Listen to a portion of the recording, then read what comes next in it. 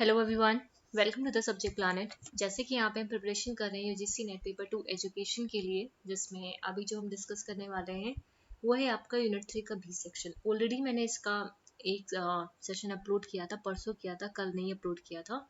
तो उसमें काफ़ी सारी अप्रोचेस को देखा था। ठीक है, तो थोड़ा सा मैं मतलब एक बार आपको फिर से बता दे रही हूँ कि कौन कौन सा हमने पहले पढ़ा हुआ है। ठीक है, उसके बाद आगे कंटिन्यू करेंगे। देखो कल का जो सेशन था, एक मिनट, कल का जो सेशन था सबसे पहले हमने यहाँ पे इंटेलिजेंस को समझा। ठीक है, थोड़ा क्योंकि जो स्लाइड्स है वो थोड़ी सी आगे पीछे हो गई है। ठीक है, तो एक बार मैं इसको देख लेती हूँ। ठीक है, ये पूरा इंटेलिजेंस के बारे में, जस्ट अ सेकेंड। उम्मीद करती हूँ इससे पहले की जो वीडियो थी वो आप लोगों ने देखा होगा। ये आपका इंटेलिजेंस हो गया। फिर इसके ये 3 अप्रोचेस थी। ठीक है, ये अप्रोचेस को हम लोगों ने डिस्कस किया था। उसके बाद ये अप्रोचेस थी। ठीक है, जहाँ पे हम लोगों ने यूनिटरी डिस्कस कर लिया था आपका, है ना। फिर स्पेयरमैन का जो फैक्टर्स थे वो डिस्कस किए थे पूरे, जो कल का सेशन था, है ना। उसके बाद ये स्पेयरमैन के बाद था आपका, जस्ट अ सेकेंड, ये क्रिटिसिज्म है। क्योंकि पता है स्लाइड्स आगे पीछे हो गई तो इसलिए मुझे ऐसा करना पड़ रहा है। मल्टी फैक्टर जो अप्रोच है थॉर्नडाइक का, ये हमने डिस्कस नहीं किया है ना। जो मल्टी फैक्टर है थॉर्नडाइक का, तो बीच बीच में कुछ स्लाइड्स मैंने यहाँ पे डाल दी है, तो आज थोड़ा सा ऊपर नीचे रहेगा, तो प्लीज एडजस्ट करिएगा।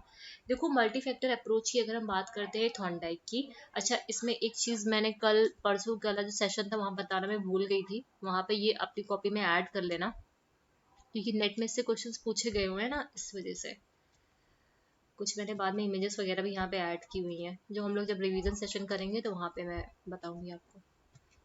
इधर आ जाओ। जैसे ये है ग्रुप फैक्टर जो है, ठीक है, ग्रुप फैक्टर अप्रोच है थर्स्टन की।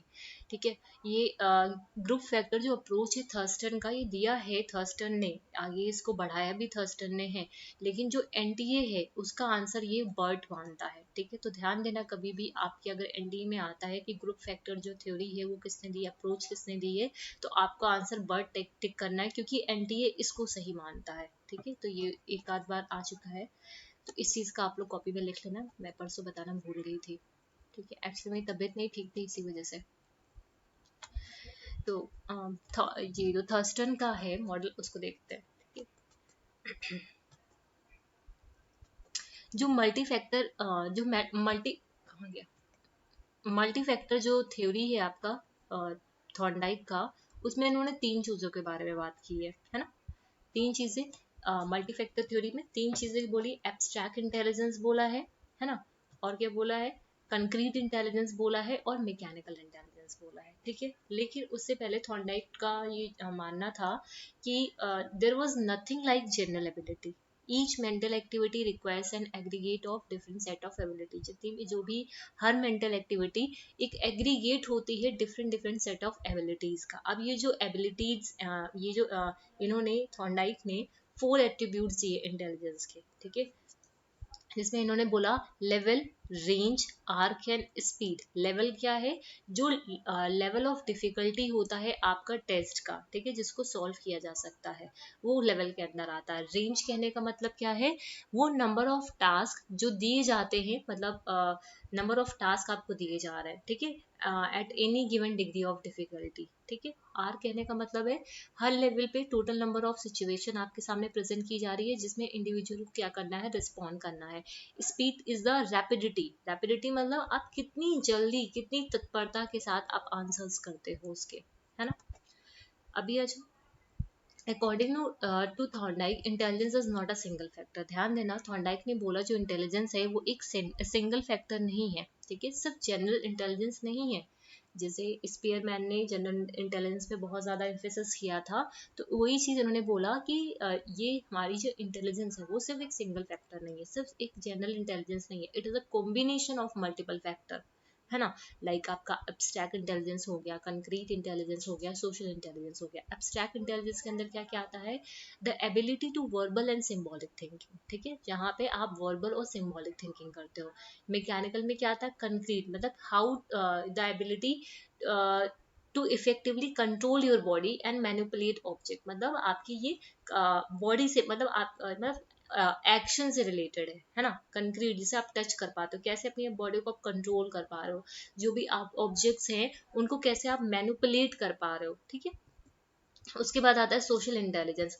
सोशल इंटेलिजेंस मतलब the ability to communicate with people. आप लोगों के साथ कैसे कम्युनिकेट करते हो, है ना, लोगों को अपनी लोगों की जो प्रॉब्लम्स हैं उनको कैसे आप समझते हो, तो लोगों के साथ सोशल रिलेशनशिप कैसे स्टैब्लिश करते हो, ये सारी चीजें, ठीक है।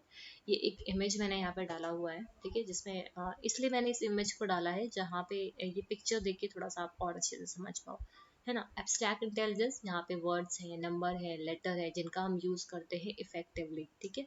उसके बाद मैकेनिकल इंटेलिजेंस जहाँ पे हम इफेक्टिवली कंट्रोल करते हैं हमारी बॉडी के जो मूवमेंट है ना, मैनिपुलेट करते हैं ऑब्जेक्ट को, लाइक साइकिलिंग करना, डांस करना, स्पोर्ट्स खेलना, ड्राइंग करना, ये सारी चीजें। सोशल इंटेलिजेंस मतलब सोशल रिलेशन जो होते हैं, ठीक है, हमारे जो एक कल्चर्स के नॉर्म और रूल्स को फॉलो करते हैं, ठीक है, हम लोगों के साथ कैसे कम्युनिकेट कर रहे हैं, कैसे हम उनको समझ रहे हैं, कैसे हम परफॉर्म कर रहे हैं वो जो सोशल रिलेशंस हैं।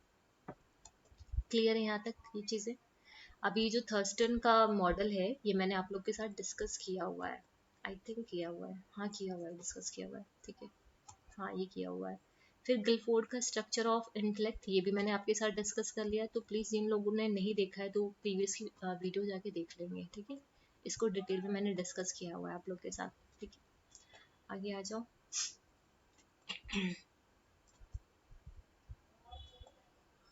प्रोडक्ट हो गया। कैटल की थ्योरी ये भी मैंने आपके साथ डिस्कस कर रखा हुआ है ना।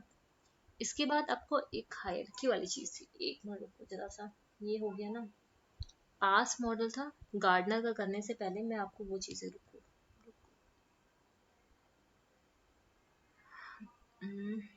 कहाँ गया,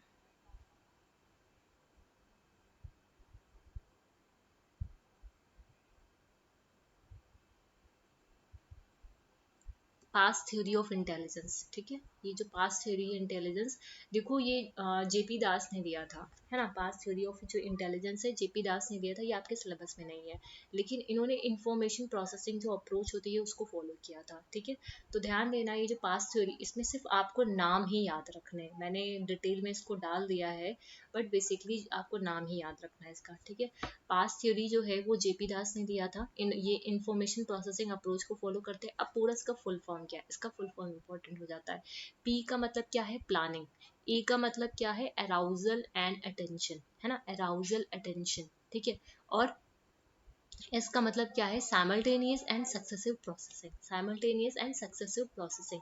अब ये जो थ्योरी है वो किस कंसेप्शन पे बेस्ड है, ठीक है, जो मैंने हाईलाइट किया सिर्फ उतना ही ध्यान रखो, ठीक है। ये जो थ्योरी है वो 3 फंक्शनल जो यूनिट होती हैं ब्रेन की उस पे बेस्ड है, समझ रहे हो, 3 फंक्शनल यूनिट है ब्रेन की उस पे बेस्ड है जो पास थ्योरी है।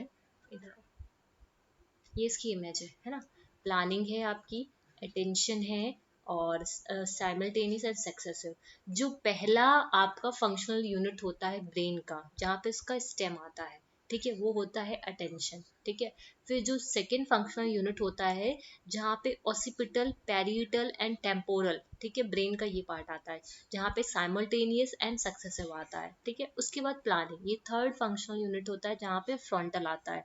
तो यहाँ पे 3 फंक्शनल यूनिट होती हैं ब्रेन की जो काम करती हैं, वही चीजें यहाँ पे भी लिखी हुई हैं। जो फर्स्ट यूनिट है जहाँ पे अब इसको सिर्फ देखो, बहुत डिटेल में आपको ये डिटेल में मैं करा रही हूँ, लेकिन ये पूछा नहीं हुआ है आपसे, है ना, मैं डिटेल में फिर भी करा दे रही हूँ। इस concern with the cortical arousal and attention, ठीक है। और कहाँ पे लोकेट होता है, सिर्फ ब्रेन के स्टेम में, जो इंपॉर्टेंट है मैं वही इसको हाईलाइट कर रही हूँ, ठीक है। फिर आता है इसमें सेकेंड, सेकेंड जो यूनिट है इन्वॉल्व करता है क्या, कोडिंग ऑफ इंफॉर्मेशन, ठीक है, कोडिंग ऑफ इंफॉर्मेशन, चाहे वो हम साइमल्टेनियसली करें या फिर सक्सेसिव करें, ठीक है।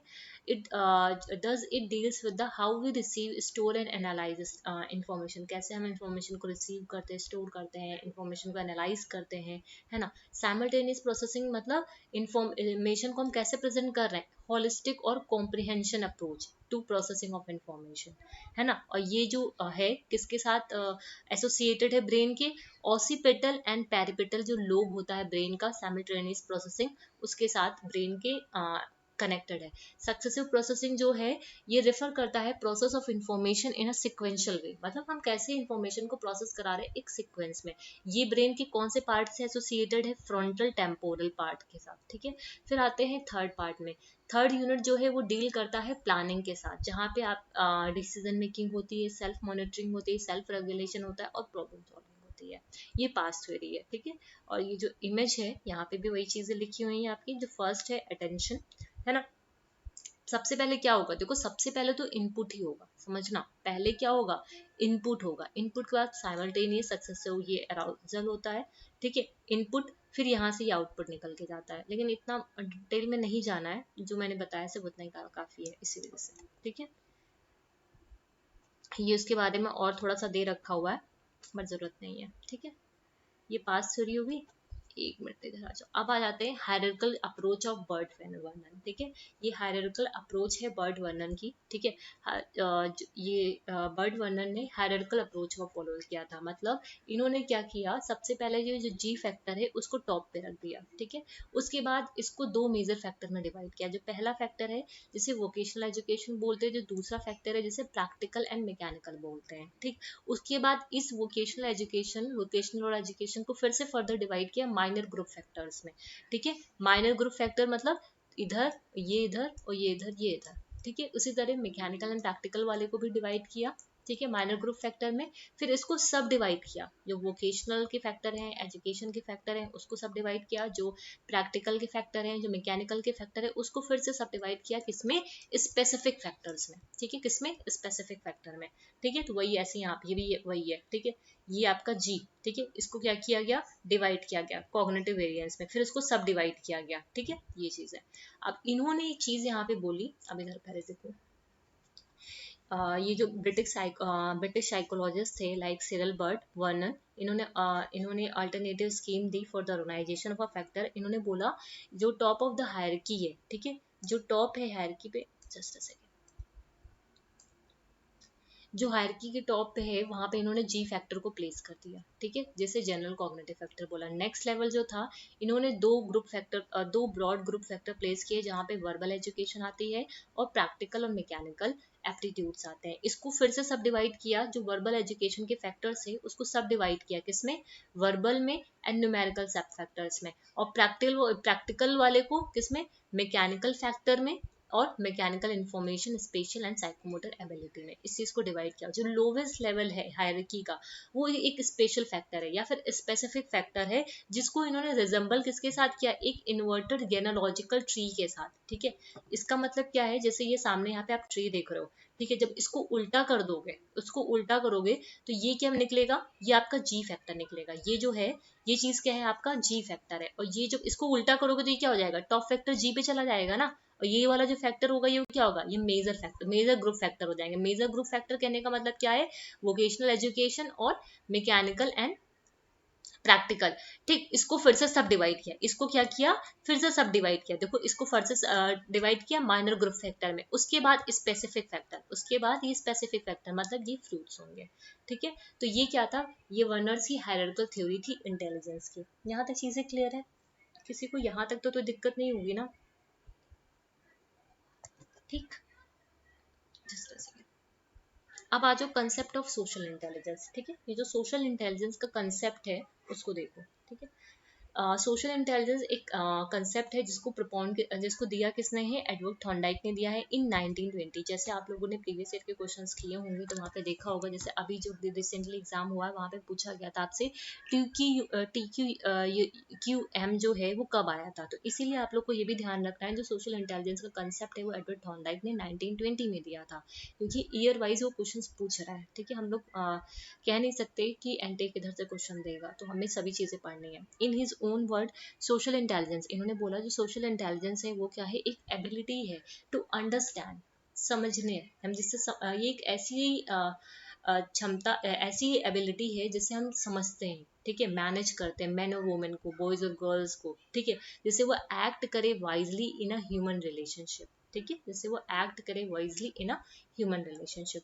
सो by the very definition concept ये जो है सोशल इंटेलिजेंस का, वो रिलेट किसके साथ करता है, कॉग्निटिव एस्पेक्ट के साथ और प्रैक्टिकल एस्पेक्ट के साथ। कॉग्निटिव एस्पेक्ट के साथ क्यों, क्योंकि यहाँ पे हम लोगों को समझते हैं, it is the ability to understand the people. और प्रैक्टिकल एस्पेक्ट का मतलब ability to deal with it and respond towards them, मतलब हम उनके साथ डील करते हैं और जो भी चीजें हैं उनको रिस्पॉन्ड कर पाते हैं, तो ये एक प्रैक्टिकल एस्पेक्ट के अंदर आ जाता है।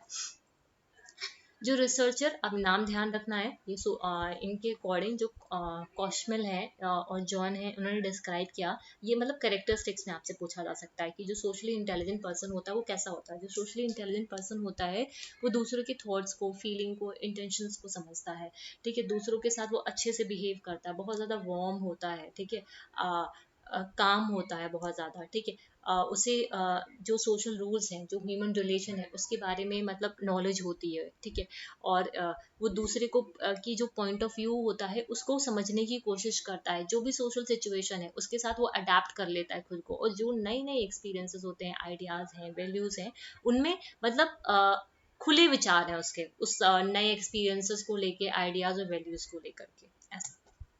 उसके अलावा अभी ध्यान रखना है 5 मेजर डिमेंशन है आपकी सोशल इंटेलिजेंस की। अभी जो 5 मेजर जो डिमेंशन है सोशल इंटेलिजेंस की, वो दी किसने है, ये भी इंपॉर्टेंट हो जाता है, ये दी किसने है, कार्ल एल्ब्रेक्ट ने, ठीक है, किसने दी, कार्ल एल्ब्रेक्ट ने दी थी 2009 में, जिसमें इन्होंने सबसे पहले बात की social situational radar. Situational radar मतलब ये जो भी सिचुएशन है, मतलब जो कॉन्टेक्स्ट है, उस कॉन्टेक्स्ट के बारे में यहाँ पे बात की जा रही है, प्रेजेंस है, ऑथेंटिसिटी, क्लैरिटी है और इम्पैथी है। Situational radar, the ability to read the situation, understand the social context, मतलब आप सिचुएशन को समझ पाओ, कॉन्टेक्स्ट को समझो, चूज करो बिहेवियरल स्ट्रेटजीज को जो बहुत ज्यादा मोस्ट लाइकली, जिससे आप उस सिचुएशन के साथ अच्छे से डील कर पाओ। प्रेजेंस कहने का मतलब क्या है, द एक्सटर्नल प्रेजेंस, मतलब आपका जो एक्सटर्नल सेंस है वो, मतलब आपका जैसे कॉन्फिडेंस हो गया, bearing of a self respect हो गया, सेल्फ वर्थ हो गया। ऑथेंटिसिटी, ऑथेंटिसिटी बिल्कुल मतलब आपका जो बिहेवियर है वो आपके टुवर्ड्स और दूसरे के टुवर्ड्स कितना ज्यादा ऑनेस्ट है। क्लैरिटी, आप जो कुछ भी बोल रहे हो, एक्सप्रेस कर रहे हो, उसमें क्लैरिटी होनी चाहिए, आप अपने आइडियाज को परस्यूएट करा पा रहे हो। एम्पैथी मतलब दूसरों के साथ क्रिएट करना sense of connectedness with other, दूसरों के साथ जुड़ाव रखना, ठीक है, ये एक की पॉइंट भी है एम्पैथी का, create a sense of connectedness with others to get them on your wavelength and invite them to move with and towards you, ठीक है। अब यही जो सोशल स्किल्स हैं, ठीक है। अच्छा हाँ, एक चीज यहाँ पे ये रह गया, ये जो इसको क्या बोला जाता है, आपको ध्यान कैसे रखना है, एक्रोनियम क्या है इसका, स्पेस, सिचुएशनल रडार और presence, A for authenticity, C for clarity, E for empathy, ये ध्यान रखना। अब ये जो सोशल स्किल्स हैं यहाँ पे जैसे सिचुएशनल रडार है, यहाँ पे आप क्या करोगे, मतलब यही चीजें लिखी हुई है, ability to observe, understand the context of situation, है ना, जिस सिचुएशन में आप हो उसको समझना। प्रेजेंस कहने का मतलब क्या है, bearing is the impression, total message you send to others with your behaviour, मतलब आप जो मैसेज सेंड कर रहे हो दूसरे को, ठीक है, वो चीज होती है, ठीक है, मैं आपको कैसे पढ़ा रही हूँ, ठीक है, क्या मेरा एटीट्यूड है, क्या मेरा बिहेवियर है, ये सारी चीजें। ऑथेंटिसिटी कहने का मतलब क्या, is the extent to which other perceive as acting from honest, है ना, एथिकल मोटिव्स हो गए, and the extent to which they sense that your behaviour is congruent with your personal values, मतलब प्लेइंग स्ट्रेट, मतलब सीधा साधा, मतलब playing बिल्कुल सीधे खेलना, ये नहीं उसमें ताम झाम करना, मतलब आपको ऑनेस्ट रहना है, आप जो बोल रहे हो, आप जो कर रहे हो, बिल्कुल ऑनेस्ट होना चाहिए। क्लैरिटी मतलब आपके जो आइडियाज वगैरह हैं, ठीक है, वो कैसे होनी चाहिए, क्लियर होनी चाहिए, ठीक है। जो यहाँ पे आपकी क्या आती है, कम्युनिकेशन स्किल्स आती हैं, आप दूसरों को सुनो, फीडबैक दो, यहाँ पे फ्लेक्सिबिलिटी होनी चाहिए, स्किलफुल लैंग्वेज का यूज होना चाहिए, मेटाफर्स का यूज करो, फिगर ऑफ स्पीच का यूज करो, ये सारी चीजें, ठीक है। एम्पैथी, ये एक हम यहाँ पे क्या करते हैं, लोगों के साथ कनेक्शन को बिल्ड करते हैं, ठीक है, हम यहाँ पे क्या करते हैं, पर्सनल लेवल पे जाकर के लोगों के साथ मिलते हैं, और ये विलिंगली करते हैं, है ना, ये विलिंगली करते हैं हम, ठीक है। अब इमोशनल इंटेलिजेंस, अब देखो यहाँ से क्वेश्चन क्या आता है, इमोशनल इंटेलिजेंस का मैं क्वेश्चन भी बता दे रही हूँ। जो इमोशनल इंटेलिजेंस का ये टर्म है वो किसने दिया था, सैल्वे मेयर ने दिया था, लेकिन इसको पॉपुलर किसने कराया था, डैनियल गोलमैन ने कराया था। तो ये ध्यान रखना, सैल्वे मेयर जो हैं इन्होंने इस टर्म को यूज किया था for the first time in 1990, but इस टर्म को पॉपुलर किसने कराया था, डैनियल गोलमैन ने कराया था, जब उन्होंने अपनी एक बुक पब्लिश की थी 1995 में। ठीक है, तो यहाँ से क्वेश्चन आपसे पूछा हुआ है। ठीक है, इमोशनल इंटेलिजेंस कहने का मतलब क्या है, set of emotional and social skills that influence the way we perceive, मतलब हम कैसे बोलते हैं, हम कैसे लोगों के साथ बिहेव करते हैं, हम कैसे अपने सोशल रिलेशनशिप को डेवलप करते हैं। ठीक है, तो ये हमारा इमोशनल और जो सोशल, मतलब जो हमारा इमोशनल इंटेलिजेंस है ना, वो इस चीज को इन्फ्लुएंस करता है। मतलब हम लोगों के साथ कैसे बिहेव करते हैं, कैसे कोप अप करते हैं जो भी चैलेंजेस होते हैं। ठीक है, तो ये अगर कोई इमोशनली इंटेलिजेंस सामने है तो वो अपने डिफिकल्ट से डिफिकल्ट सिचुएशन, मतलब सिचुएशन के साथ वो डील कर पाएगा। ठीक है, ये नहीं कि जरा सा कुछ भी हुआ तो वो खुद भी इमोशनल हो जाए, नहीं, उसे मतलब वो इमोशनली इंटेलिजेंस है, उन सब चीजों, वो जो वर्स्ट सिचुएशन है उसके साथ वो इफेक्टिवली डील करेगा। सैल्वे मैर ने बोला the ability to monitor one's own and other feeling and emotion, मतलब ये चीज ध्यान रखना, इमोशनल इंटेलिजेंस वही पर्सन होता है जो खुद की भी फीलिंग को इफेक्टिवली डील कर पाए, है ना, सिचुएशन के अकॉर्डिंग, और दूसरे को भी समझ पाए, दूसरे की जो फीलिंग है, दूसरे के जो इमोशंस है, ठीक है, उनको भी समझ पाए, उनकी थिंकिंग को गाइड कर पाए, वो उनके जो एक्शंस हैं उसको वो गाइड कर पाए। ठीक है, क्लियर है। उसके अलावा इन्होंने ऑर्ग्यू किया, जो डैनियल गोलमैन ने थे, उन्होंने बोला, यहाँ पे एक मिनट मैं पेन ले लूं तो बता, इन्होंने बोला एक हाई हाई आईक्यू वाला जो पर्सन होता है ना, एक मिनट, ये वाइट वाइट सा हो जाता है तो दिखाई नहीं देता है। एक हाई आईक्यू का जो पर्सन है, ठीक है, आईक्यू का जो स्टूडेंट है या फिर इंडिविजुअल है, वो एक एवरेज आईक्यू में के कंपैरिजन में सिर्फ 20% है, सिर्फ 20% है, मतलब उसका अगर परफॉर्मेंस देखे तो 20% उससे ज्यादा अच्छा है एवरेज आईक्यू से। लेकिन जब एवरेज आईक्यू की बात करते हैं और हाई आईक्यू की बात करते हैं, ठीक है, हाई आईक्यू की बात करते हैं, तो इसका जो परफॉर्मेंस होता है वो 70% होता है। मतलब एक हाई आईक्यू वाले का जो आईक्यू है, जो हाई आईक्यू वाला जो highest level of individual intelligence जो है किसी पर्सन की, वो 20% ही होती है। ठीक है, 20% होती है आपके एवरेज आईक्यू वाले पर्सन से। ठीक है, लेकिन किसी एवरेज आईक्यू जो है, ठीक है, उसका 70% होता है। ठीक है, उसका क्या होता है, 70% होता है हाई आईक्यू से। ठीक है, क्लियर है। ये जो मॉडल है, यहाँ पे 4 टाइप्स की एबिलिटीज आती हैं, ध्यान रहना। एक मिनट, हाइलाइटर यूज करती हूँ तो थोड़ा सही रहता है समझाने में, इसलिए हाइलाइटर यूज कर रही हूँ।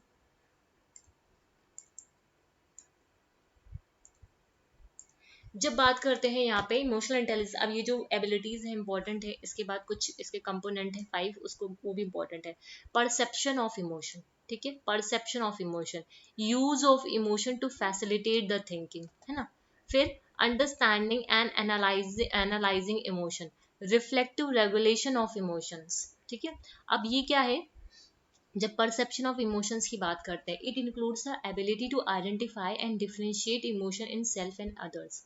अ basic aspect of this ability is identifying emotions accurately in physical state, मतलब जो बॉडली एक्सप्रेशंस है, आपके जो थॉट है, ठीक है, ये चीज यहाँ पे आते हैं। मतलब यहाँ पे क्या होता है, हम आइडेंटिफाई करते हैं और डिफरेंशिएट करते हैं इमोशंस को, किसके, खुद के और दूसरे को। ठीक है, यूज ऑफ इमोशन, ठीक है, जो हमारी थिंकिंग को फैसिलिटेट करा पाए, मतलब हमारी जो कॉग्निटिव एक्टिविटीज हैं, ठीक है, उसको ये फैसिलिटेट करते हैं, like reasoning, problem solving, interpersonal communication, ये सारी चीजें। ठीक है, understanding and analysing emotion, this include the ability to comprehend the language, मतलब हम लैंग्वेज को कैसे कॉम्प्रीहेंड कर पा रहे हैं, लाइक इमोशन को आप कैसे बताओगे, उसकी जो अंडरस्टैंडिंग है, ठीक है, इसके बारे में।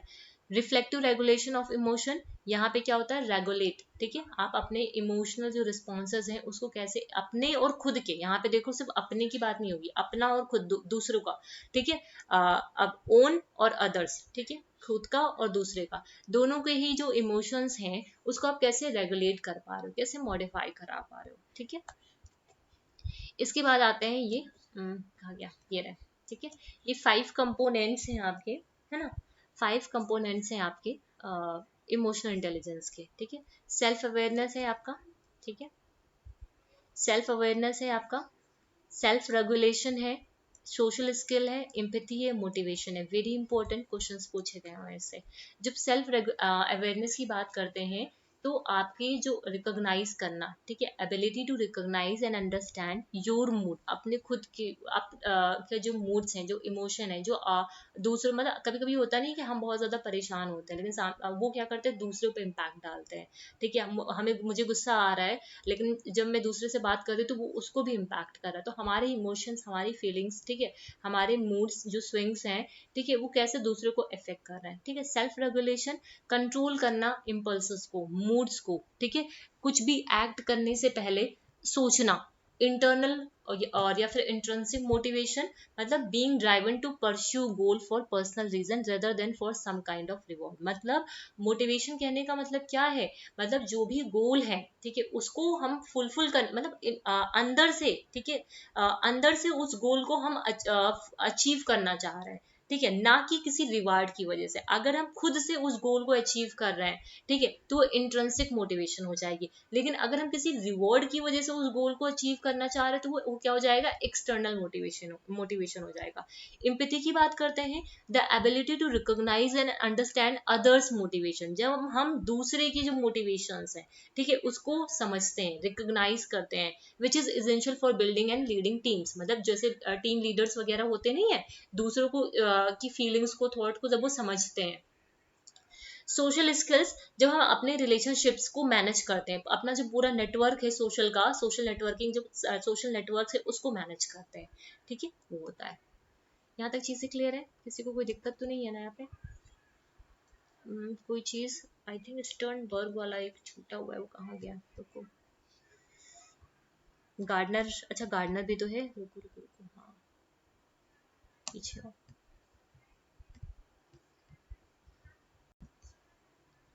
ये रहा,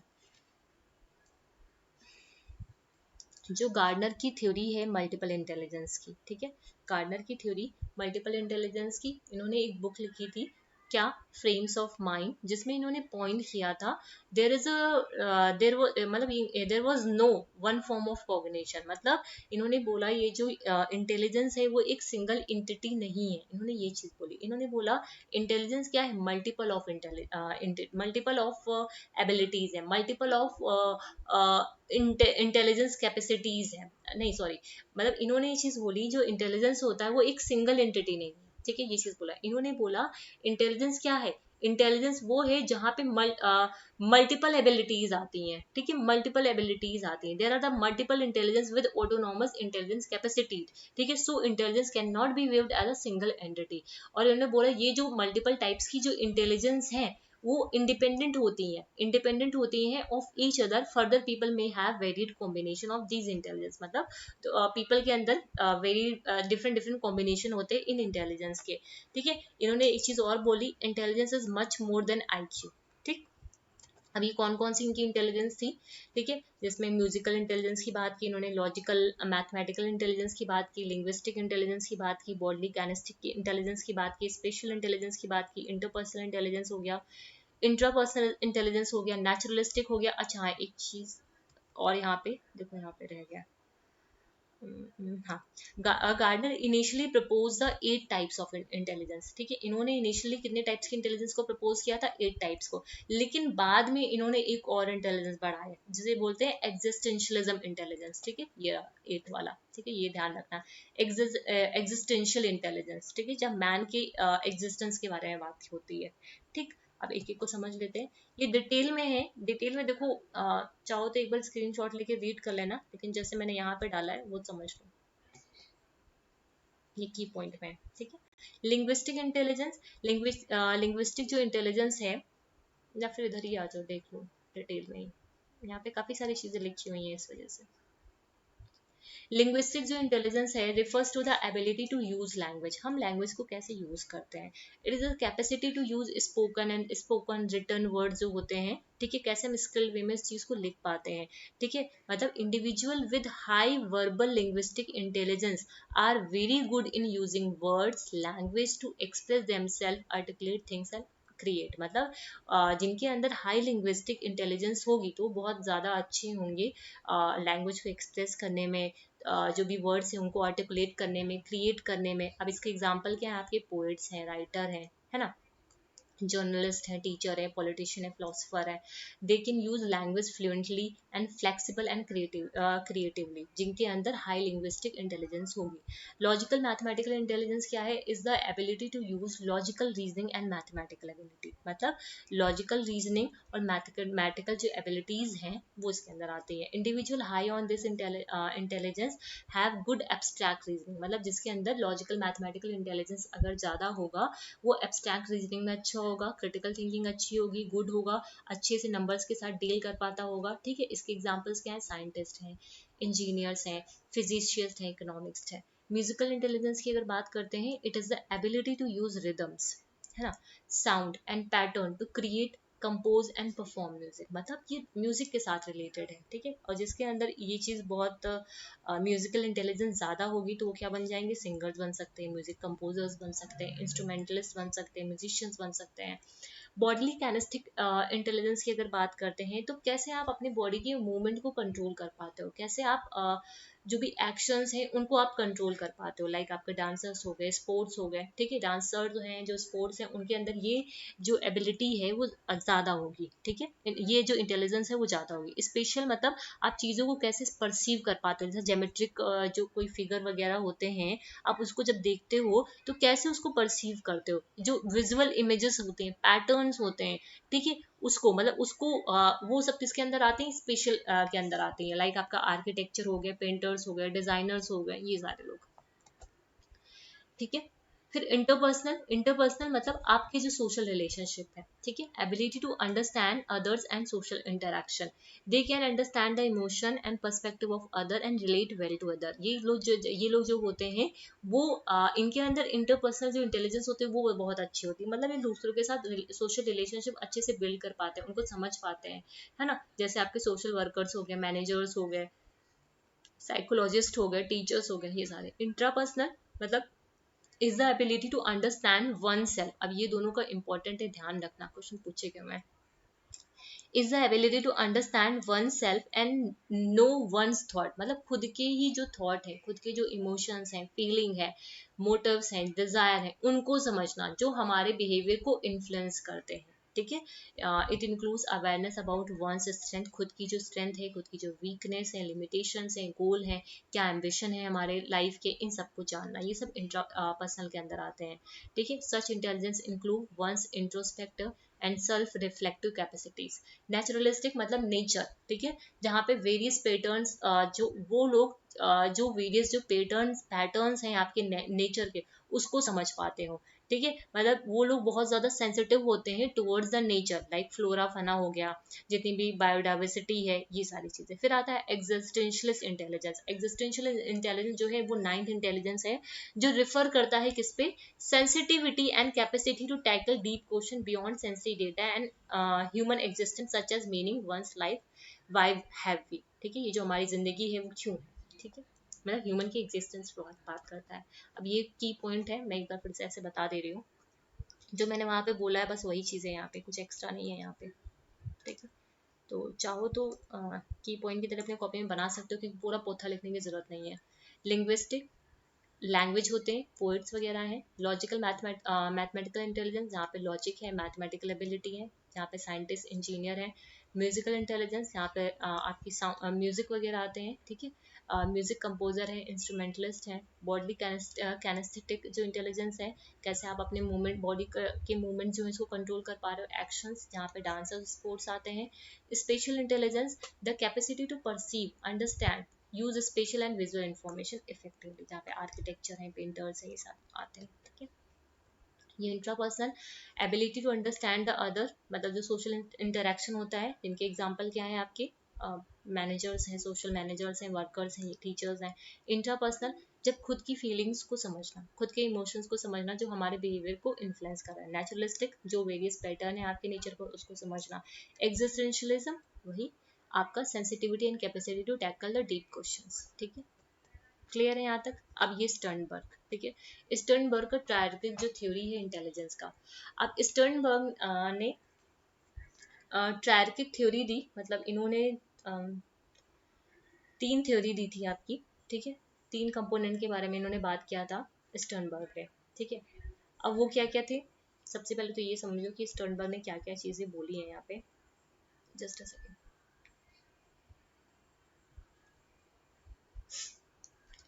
Among other theories of intelligence, a theory proposed by Robert Jeffrey Sternberg, born in 8 December 1949, an American psychologist थे ये येल यूनिवर्सिटी से। He is a new generation. अब ध्यान देना, ये कौन थे? कोग्निटिव साइकोलॉजिस्ट है। एक मिनट, ये कौन थे? कोग्निटिव साइकोलॉजिस्ट थे। ठीक है, who attempts to understand the cognitive process. ठीक है, इन्होंने जो कॉग्निटिव प्रोसेस होती हैं किसी प्रॉब्लम को सॉल्व करने के लिए, ठीक है, उस पे इन्होंने काम किया था। Sternberg define human intelligence as a cognitive ability to learn from experiences. इन्होंने बोला जो ह्यूमन की इंटेलिजेंस होती है, इन्होंने ह्यूमन की इंटेलिजेंस को डिफाइन किया, ये एक कॉग्निटिव एबिलिटी है जो हम सीखते हैं अपने एक्सपीरियंस से। ठीक है, जिसके लिए हम रीजन करते हैं, जिसको कुछ हम जिसके लिए जो इंफॉर्मेशन होती है, मतलब इस कॉग्निटिव एबिलिटी की हेल्प से हम क्या करते हैं, जो इंपॉर्टेंट इंफॉर्मेशन होती है उसको हम लर्न करते हैं, है ना। जो भी डिमांड है डेली लिविंग्स की, उसके साथ कोप अप करते हैं by using the cognitive ability. ठीक है, दस इट इन्वॉल्व्स रीजनिंग, यहाँ पे क्या आती है? रीजनिंग आती है, प्रॉब्लम सॉल्विंग आती है, एबिलिटी प्रॉब्लम सॉल्विंग एबिलिटी आती है, नॉलेज आती है, मेमोरी आती है, एंड सक्सेसफुल एडेप्टेशन होता है वन सराउंडिंग का। He viewed intelligence as how well, and अब ये ध्यान रखना, ये पूछा हुआ है, how well an individual deals with environmental changes throughout their life span. मतलब इन्होंने इंटेलिजेंस को कैसे माना, इन्होंने इंटेलिजेंस को बोला कि कैसे कोई इंडिविजुअल अपने जो इन्वायरमेंटल चेंजेस हो रहे हैं पूरे उसके लाइफ स्पैन में, उसके साथ वो कैसे डील करता है। ठीक है, ये होती है इंटेलिजेंस। इन्होंने इंटेलिजेंस को ऐसे बोला, जहां पे इन्होंने तीन टाइप्स दिए इंटेलिजेंस के। कंपोनेंशियल, अब ये इसके दोनों नाम है वो याद रखिएगा। कंपोनेंशियल, क्योंकि दोनों से क्वेश्चन पूछे जाते हैं। कंपोनेंशियल एनालिटिकल इंटेलिजेंस, ठीक है। एक्सपीरियंशियल और क्रिएटिव इंटेलिजेंस। कंटेक्चुअल या फिर प्रैक्टिकल इंटेलिजेंस, ये दोनों ही नाम इंपॉर्टेंट है, दोनों से ही क्वेश्चन पूछे जाते हैं आपके। ठीक है, अब आ जाओ कंपोनेंशियल। कंपोनेंशियल को फर्दर डिवाइड किया गया तीन पार्ट में, Meta component, performance component, knowledge एक्वाइजिशन। ठीक है, अब ये सब चीजें आपको कॉपी में अपनी बनानी पड़ेंगी, है ना, समझ रहे हो। एक्सपीरियंशियल सब थ्योरी जो है वहाँ पे नोवेल्टी है, ऑटोमेशन है। कंटेक्चुअल जो सब थ्योरी है जहाँ पे अडेप्टेशन है, सिलेक्शन है और शेपिंग है। एक एक को हम यहाँ पे पढ़ेंगे, ठीक है। मैंने की पॉइंट में ही डाला है, बहुत डिटेल में मतलब नहीं, हमको सिर्फ समझना है। कंपोनेंशियल की जब हम बात करते हैं, it refers to the ability to break down the problem into the component. यहाँ पे हम क्या करते हैं, प्रॉब्लम को कंपोनेंट में ब्रेक डाउन कर देते हैं एंड एनालाइज करते हैं, मतलब जो भी पूरी चीज है, ठीक है। मतलब हमने क्या किया, एक किसी प्रॉब्लम को ब्रेक डाउन कर दिया, ठीक है, कंपोनेंट्स में ब्रेक डाउन करने के बाद उसको एनालाइज करने का किया। यहाँ पे हमारा जो इंटरनल मैकेनिज्म है वो इन्वॉल्व होता है उस प्रॉब्लम को सॉल्व करने के लिए। It reflect the traditional conceptualisation of intelligence and relate more to the academic achievement. It is also called, अब ये ध्यान रखना, इसे बुक स्मार्ट बोलते हैं। मतलब स्मार्टली हम कैसे उस प्रॉब्लम को सॉल्व कर पा रहे हैं, ठीक है। ये कैसे, ये they are good in problem solving and abstract reasoning. Analytical intelligence और academic problem solving skill consist of three component, जहाँ पे मेटा कंपोनेंट, परफॉर्मेंस कंपोनेंट और नॉलेज एक्वाइजेशन कंपोनेंट आता है। जो मेटा कंपोनेंट होता है वो क्या होता है, एग्जीक्यूटिव पार्ट होता है दोनों कंपोनेंट का। ये जो दो कंपोनेंट है ना, इसके क्या है, ये एग्जीक्यूटिव पार्ट है। ये क्या करता है, कंट्रोल करता है, मॉनिटर करता है जो भी कॉग्निटिव प्रोसेसेस चल रही है, ये बताता है जो हमारी जो कंपोनेंट का प्रोसेस है, ठीक है। मतलब ये पूरी परफॉर्मेंस बताता है एक तरीके से, ठीक है, कि कैसे आगे प्रोसेस हो रहा है। परफॉर्मेंस का जो कंपोनेंट है वो हेल्प करता है किसी टास्क को हम कैसे परफॉर्म कर रहे हैं, किसी टास्क को हम कैसे सॉल्व कर रहे हैं, जहाँ पे अटेंशन आता है, कोडिंग आती है और मेमोरी आती है। नॉलेज एक्वाइजिशन मतलब हम यहाँ पे नॉलेज को एक्वायर करते हैं by using the different different strategies, right. फिर आते हैं हम लोग एक्सपीरियंशियल। एक्सपीरियंशियल जब पे आते हैं, एक मिनट को बेटा हो गया, हाँ ठीक है। एक्सपीरियंशियल कंपोनेंट्स पे जब हम लोग आते हैं यहाँ पे, जिसे क्रिएटिव इंटेलिजेंस बोलते हैं, यहाँ पे हम क्या करते हैं, न्यू वेज, ठीक है, refers to a new ways of problem solving by engaging in divergent thinking. देखो थिंकिंग भी दो तरीके की होती है, एक बार मैं यहाँ पे बता दे रही हूँ। थिंकिंग भी दो तरीके की होती है, एक होती है डाइवर्जेंट, एक होती है कन्वर्जेंट, ठीक है। डाइवर्जेंट थिंकिंग क्या होती है, जहाँ पे क्रिएटिविटी होती है, मतलब एक प्रॉब्लम के आप 10 सोल्यूशन निकालोगे। एक मिनट रुको, बड़ी समस्या है इसके साथ। ये एक प्रॉब्लम है, ठीक है, जिसके 10 सोल्यूशन है, एक प्रॉब्लम के 10 सोल्यूशन, ठीक है, तो ये होती है आपकी डाइवर्जेंट थिंकिंग। जब मतलब एक प्रॉब्लम के लिए आप 10 जगह जाते हो तो ये डाइवर्जेंट, मतलब 10 सोल्यूशन निकालते हो तो डाइवर्जेंट होती है। लेकिन जब आप क्या करते हो, सारे जो सोल्यूशन है, ठीक है, एक ही चीज पे आते हैं, ठीक है, एक ही चीज को बता रहे हैं, सारे जितने भी हैं सब एक ही चीज को बता रहे हैं, तो ये कन्वर्जेंट हो जाता है, ठीक है। तो ये डाइवर्जेंट और कन्वर्जेंट दो थिंकिंग होती है। यहाँ पे जब डाइवर्जेंट थिंकिंग की बात करते हो तो यहाँ पे क्या आती है, क्रिएटिविटी आती है, ठीक है।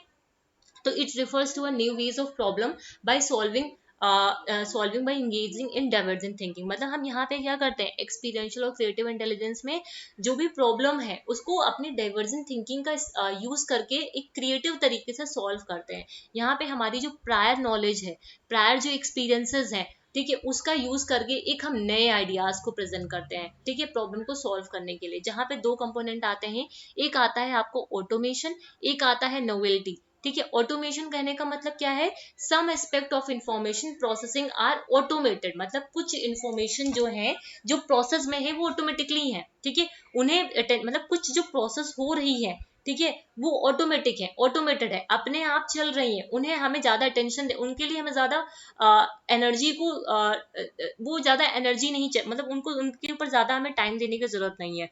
मतलब कुछ ऐसी इंफॉर्मेशन हमारे माइंड में प्रोसेस हो रही है जो ऑटोमेटिक है, अपने आप से चल रही है, हम उसके लिए बहुत ज्यादा अटेंशन नहीं कर रहे हैं, मतलब डाल रहे, बहुत ज्यादा फोकस नहीं डाल रहे, वो पैरेलल जो प्रोसेस हो रही है ना, उसके पैरेलल वो भी चीजें हमारे दिमाग में घूम रही हैं, ठीक है। ये जो चीजें हैं, यहाँ पे इंडिविजुअल का कॉग्निशन काम करता है, ठीक है। जो कॉग्निशन है वो काम करता है, जिससे वो नोवेल आइडियाज को क्रिएट करता है, ठीक है, जहां से नोवेल्टी निकल के आती है।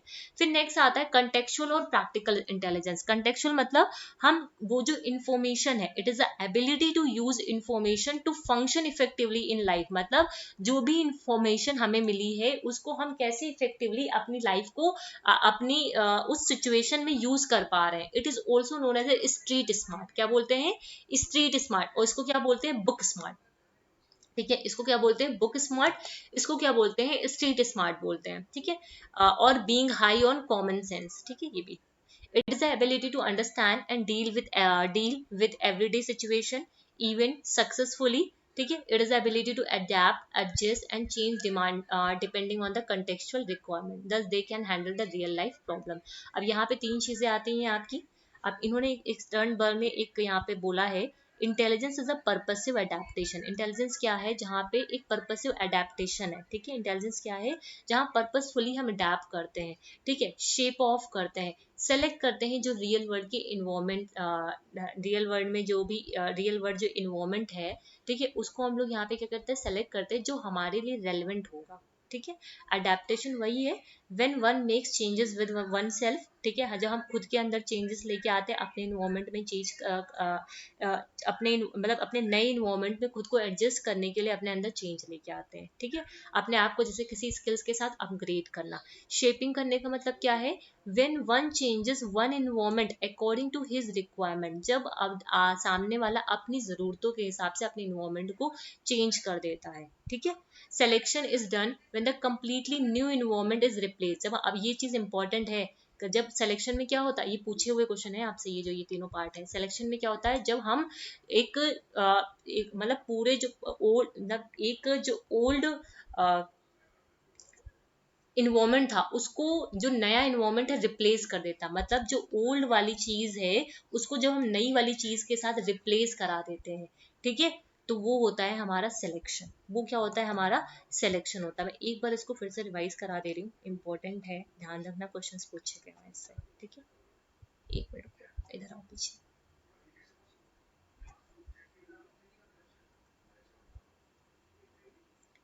देखो कंपोनेंशियल मैं यहीं पे बताती हूँ आपको, इधर कंपोनेंशियल में मतलब आप क्या करते हो, जो भी प्रॉब्लम है उसको ब्रेक डाउन कर लेते हो, ठीक है, जिससे आप एब्स्ट्रैक्टली उस पर सोच पाओ।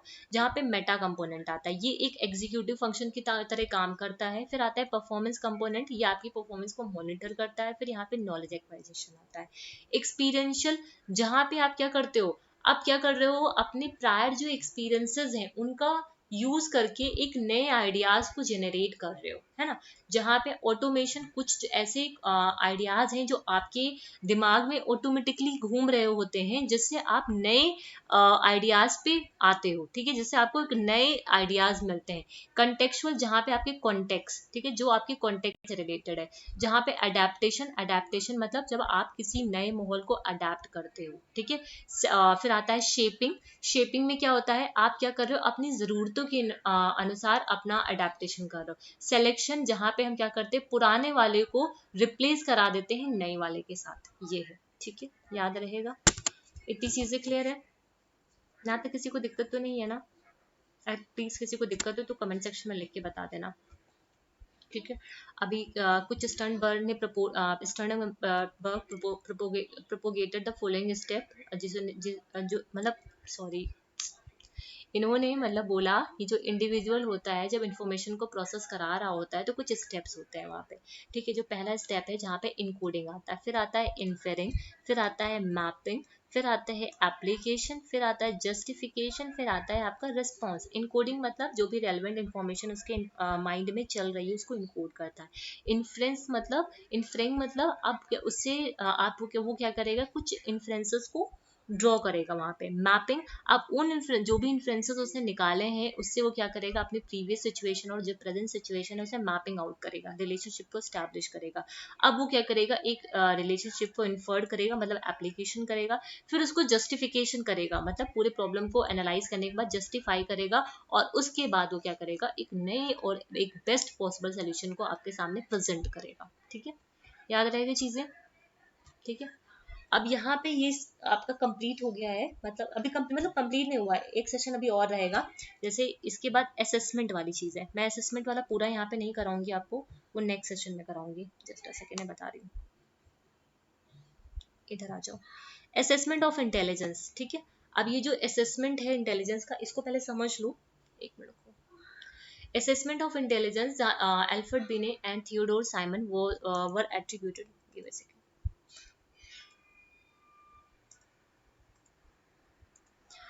Alfred Binet and Theodore Simon were attributed with the first attempt to measure intelligence, ठीक है। अल्फ्रेड बिने और थियोडोर साइमन ने, अब ये सब क्वेश्चन इंपॉर्टेंट है आपके, जो इसने इन्होंने पहली बार इंटेलिजेंस को मेजर किया था। इन 1905 दे डेवलप, 1905 में इन्होंने एक फर्स्ट इंटेलिजेंट टेस्ट को डेवलप किया था, जिसे बिने साइमन इंटेलिजेंट टेस्ट स्केल भी बोला जाता है। फिर 1908 में इन्होंने ही, बिने साइमन ने ही मेंटल एज के टर्म को क्या किया था, कॉइन किया था, ठीक है। मेंटल एज मतलब, हम यहाँ मेंटल एज मतलब जब हम पर्सन का जो मेंटल एज है, ठीक है, मतलब उसका जो दिमागी स्तर, मतलब दिमागी जो है इंटेलेक्चुअल जो एबिलिटी होती है पर्सन की, वो होती है, ठीक है। और फिर क्रोनोलॉजिकल स्टेट, जिसमें वो उसकी देखो मेंटल एज वो होती है जो उसकी दिमागी, मतलब मान लो बच्चा है तो 4 साल का, लेकिन वो सॉल्व कर रहा है 5 साल के बच्चे वाली प्रॉब्लम, तो उसकी मेंटल एज है।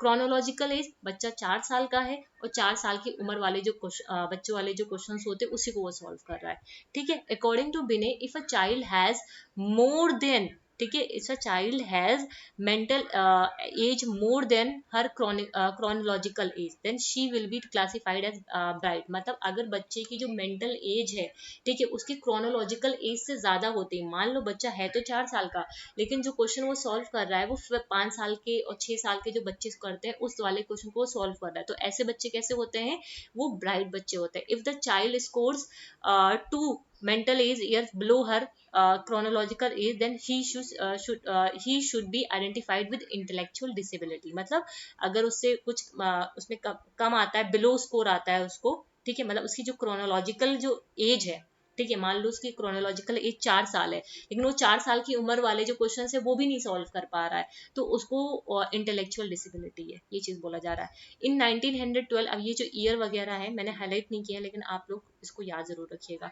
विलियम स्टर्न ने सजेस्ट किया था कंसेप्ट ऑफ इंटेलिजेंट क्वेश्चन का, ठीक है, जहां पे इन्होंने ये फॉर्मूला दिया था आपका आईक्यू को, मैं फॉर्मूला इधर लिख, आईक्यू के फॉर्मूला क्या है, mental as upon chronological age into 100, ठीक है, mental as upon chronological age into 100, ये आईक्यू का आपका फॉर्मूला है। अगर जो मेंटल एज है क्रोनोलॉजिकल एज के इक्वल हो जाती है तो आईक्यू कैसा होगा आपका 100 हो जाएगा। अगर मेंटल एज आपकी कम हो जाती है क्रोनोलॉजिकल स्टेज से तो आईक्यू क्या हो जाएगा, लेस देन 100 हो जाएगा। ये सारी चीजें बहुत ज्यादा इंपॉर्टेंट है, ठीक है। अगर किसी को लग रहा है उसे समझ में नहीं आया तो मुझे कमेंट सेक्शन में लिख के बता देना, क्योंकि मैं कल का जो सेशन लूंगी वहां पर फिर से इसे क्लियर कर दूंगी आपको, है ना। अब ये कुछ कैटेगरीज हैं, ठीक है, ये वेस्टर के अकॉर्डिंग है, ये बीकेटी के अकॉर्डिंग है ना। डज नॉट, जिसमें इन्होंने ये वेरी सुपीरियर दिया है, हाई अबव एवरेज दिया है, एवरेज दिया है, तो ये आपको लर्न करना पड़ेगा। इसका जो इमेज होगा मैं टेलीग्राम पे शेयर कर दूंगी, वहां से आपको लर्न करना, ठीक है, तो इसको तो लर्न ही करना पड़ेगा, इंपॉर्टेंट है ये।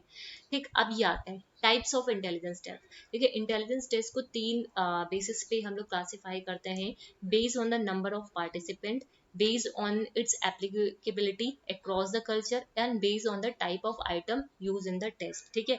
जब पार्टिसिपेंट के बेसिस पे करते हैं तो इंडिविजुअल टेस्ट है, ग्रुप टेस्ट है, ठीक है, इंडिविजुअल टेस्ट है और ग्रुप टेस्ट है। एक मिनट,